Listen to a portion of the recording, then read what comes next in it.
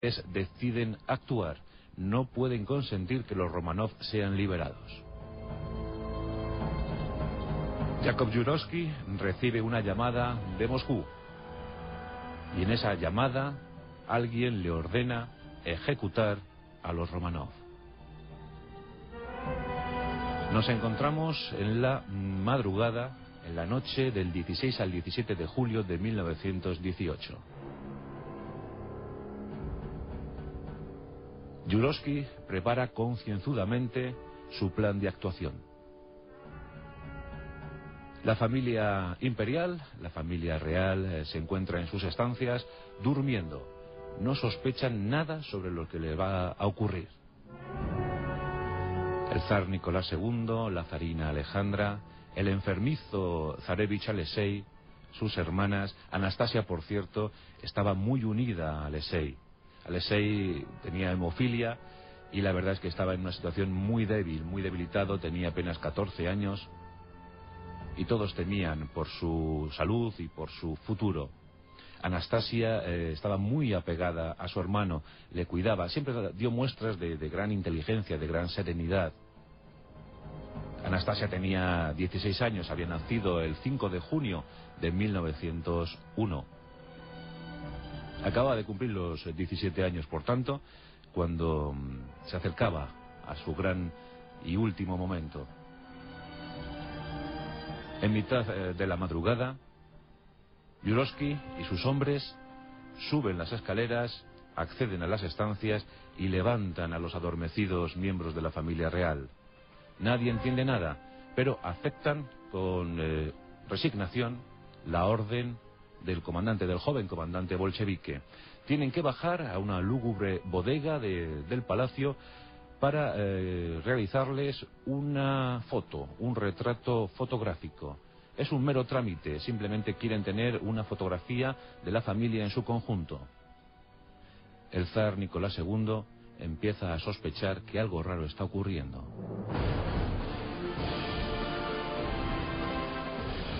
Con prisa son incorporados de sus camas, la zarina protesta, se queja, las chicas, las niñas están también algo aturdidas y el pobre zarevich, debilitado por la enfermedad, ni siquiera tiene fuerzas para bajar las escaleras. Las baja cogido por su padre. Es una imagen terrible, patética. También bajan los servidores, los ayudantes y el médico. 11 personas que se encaminan hacia su particular patíbulo. Jurowski, joven y nervioso, les anima a que aceleren el paso, que solo será el trámite de la fotografía y que después podrán volver a dormir en sus habitaciones. La familia se interna en esa bodega, un sitio húmedo, inhóspito y sin ninguna silla, sin ningún adorno. La zarina vuelve a protestar y vuelve a pedir que por lo menos les den un par de sillas para sentar a su hijo, al zarevich, ya que no tiene fuerzas para permanecer en pie. Los bolcheviques acceden e introducen 2 sillas en la estancia. En una de las sillas se sienta la zarina. En otra silla acomodan al pequeño Alexei. Tras ellos se sitúan el resto de los integrantes de la familia real, el zar, las hijas y el médico, los 3 sirvientes. Impacientes esperan que aparezca el fotógrafo, pero el fotógrafo no aparece.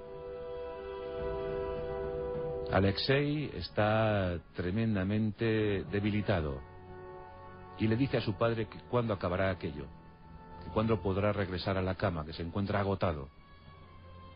El padre, nervioso, coloca su mano en la cabeza del pequeño, temiéndose ya lo peor, lo inevitable.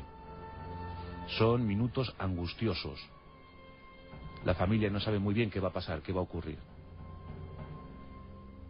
Y tras esos minutos, Jurowski da la orden.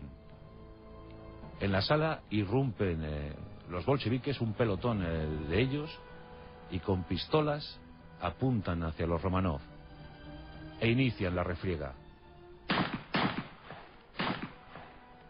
La situación, como os podéis figurar, es dantesca, porque se da una terrible circunstancia, y es que los Romanov habían acumulado joyas y dinero en previsión de su exilio, y la zarina Alexandra había animado a sus hijas a coser todas sus joyas en la ropa íntima, en sus ropajes interiores. Las hijas lo habían hecho, y esas joyas sirvieron como escudo protector ante los primeros impactos. Por tanto, después de esos primeros impactos habían muerto los varones, pero las mujeres, las jóvenes y la zarina no habían fallecido. Estaban mal heridas, pero no habían fallecido. Con lo que Yurovsky dio la orden de rematarlas, y eso fue a bayonetazos. Fue algo tremendo. Se sabe, por los estudios posteriores, que el padre había intentado tapar los ojos de su hijo para evitarle ver la situación final de su vida. Todos murieron. Yurovsky ahora tenía que deshacerse de los cadáveres. Tenía 11 cuerpos en aquella sala y tenía que sacarlos de allí, y sobre todo ocultarlos para la historia. La idea inicial era situarles en un camión, y en ese camión transportarles hasta el pozo de una mina cercana para dejarles allí sepultados. También se habían hecho con una buena cantidad de ácido sulfúrico para deformar los cuerpos, los cadáveres. Ocurre que el camión estaba averiado, no se podía mover, no podía circular, con lo que tuvieron que optar por una fosa común cerca del lugar del magnicidio, cerca del lugar de la ejecución, y allí depositar los cadáveres. Les rociaron con ácido sulfúrico, les sepultaron en esa cavidad, en esa fosa, y Yurovsky ordenó camuflar el sitio a fin de que se olvidara para la historia, que nadie pudiera descubrir jamás aquel crimen que habían cometido. Nadie volvió a preguntar sobre los Romanov. Todos sabían que lo peor había ocurrido, pero nadie pudo, dada la posición política, dadas las circunstancias del país, nadie quiso buscar los cuerpos, los restos de aquel crimen horrendo. Y pasaron los años. Como digo, la falta de información hizo que afloraran numerosísimas leyendas urbanas. Y en esas leyendas se afirmaba que alguien de la familia había logrado sobrevivir. Volvemos al principio de nuestro pasaje, 17 de febrero de 1920. Anne Anderson es encontrada en un canal de Berlín y afirma ser la gran duquesa Anastasia. Todo el mundo empieza a creer esa versión porque, de hecho, según algunos familiares, la joven se parecía enormemente a Anastasia Romanov.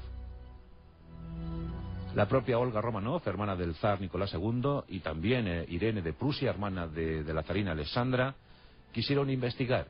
Incluso la hija, Tatiana Botkin, la hija del médico personal de la familia Romanov, estuvo ahí interrogando a esta supuesta Anastasia. El propio hijo de Irene de Prusia creó un formulario con preguntas que solo podía saber Anastasia Romanov. Bien, pues la respuesta fue dispar, y las averiguaciones dieron como consecuencia que unos se inclinaron por que aquello era un fraude, pero otros en cambio dijeron que esa mujer era Anastasia, que las cosas a las que había respondido eran ciertamente propias de los Romanov. Eso es al menos lo que afirmó el hijo de Irene de Prusia y la hija del doctor Eugenio Botkin.